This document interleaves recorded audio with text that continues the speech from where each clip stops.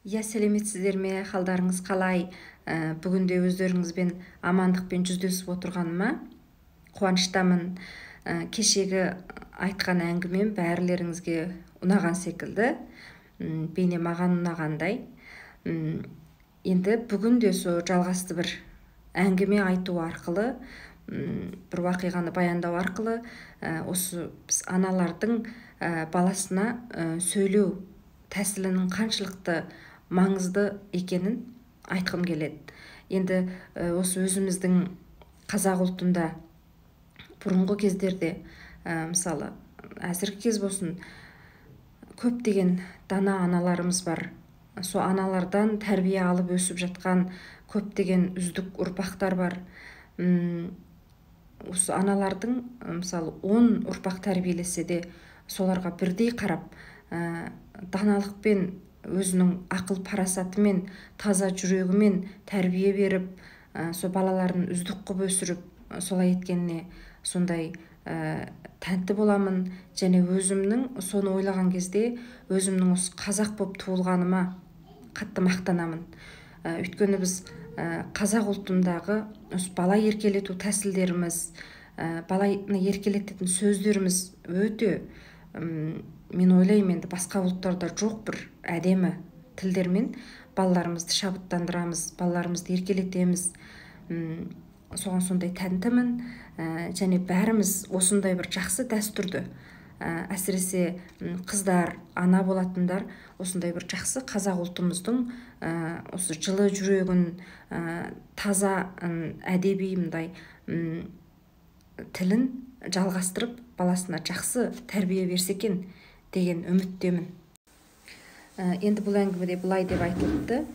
Шетелде осы бір дүниежүзілік 500 үздік кәсіпорынның бірінде басшылық орында қызмет атқаратын бір әйел басшы баласын ертіп бір сауда базарында аралап жүреткен. Сонымен келе жатып бір шар сатқан адамға кезі кеткен. Ол бір қара нәсілді аға екен. Сонымен баласы шар алғысы келеткен. Жанына таман келеткен ағайдың. Дәл сол кезде енді ана бала, кішкентай бала, бала деген кірчіксіз ғой, тілі ойланбай сөйлейді, мысалы бала болған соң. Сол мамасына сұрайды екен: мама, мына ағай неге қап бара деп. Енді дәл сол кезде енді сол жердегі ауа енді қатып қалған дейді. Мысалы ыңғайсыз, қатты ыңғайсыз бір жағдайға түседі екен. Ағай да ыңғайсызданады екен, ана мамасы да ыңғайсыз жағдайға түседі екен. Сонымен сол кезде енді ол әйел енді анандай бір үлкен кәсіпорынның басшысы болып отырған әйел ғой. Ол енді сөзсіз білім алған, өзіндік тәрбиесі бар, сондай бір әйел адам, ана. Сол кезде анасы айтады екен: балам, біз жасап жатқан осы дүние реңге толы, әртүрлі реңге толы әсем дүние.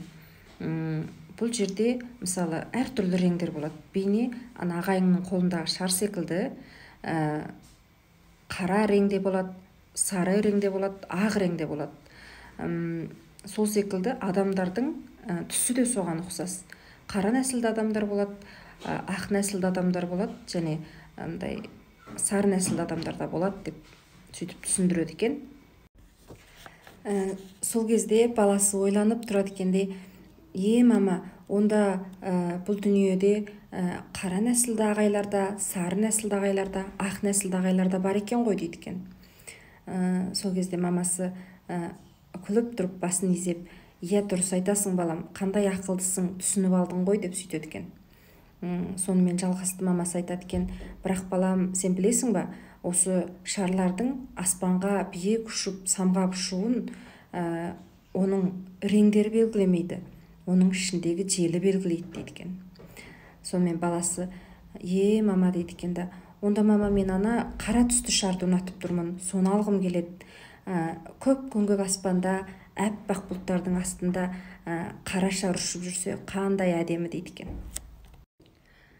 Сол жерде осындай сөздерді естіген жігіт қатты тебіреніп, көзіне ыстық жас алып тұрып, әйелге айтады екен: мен сізге бір ұсыныс қойсам бола ма? Мен осы шарды балаңызға бекерге ұсынғым келіп тұр дейді екен. Сонымен мамасы не үшін деп сұрайды екен. Сол кезде жігіт айтады екен, дәл осы балаңыздың сізге қойған сұрағын мен кішкентай кезімде мамама, өзімнің анама да қойған едім.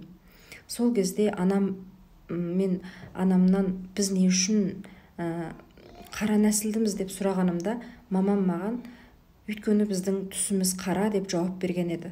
Егер сол кезде маған сіз секілді бұл дүние әртүрлі реңге толы реңді дүние деп айтқан болса, онда мүмкін менің өмірге деген құн көзқарасым мүлде басқаша болатын еді деп жауап береді екен.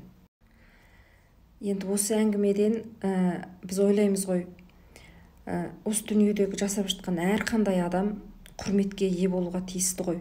Әрқандай адамды бір-бірімізді құрметтеуге тиістіміз.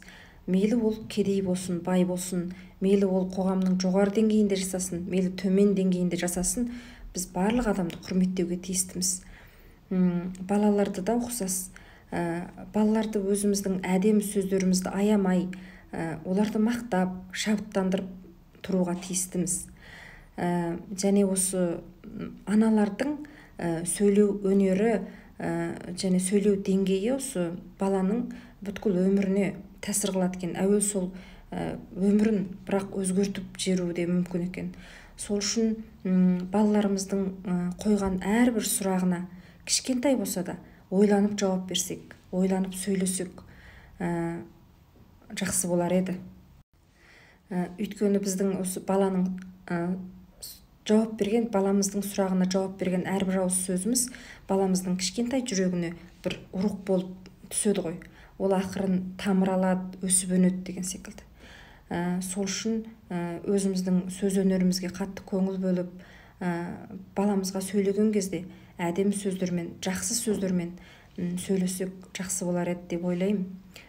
Және бір оқыған нем бар еді, сол жерде айтқан еді, мысалы сіз дейді, балаңызды қалай не болсын десеңіз, солай сөз айтыңыз дейді. Қандай деңгейде болсаңыз, сондай сөз сөйлеңіз дейді. Ана мен баланың жүрегі жалғасып тұрады екен. Сіз қалай тілесеңіз, балаңыз солай дамиды екен. Сол үшін жақсы сөйлейік.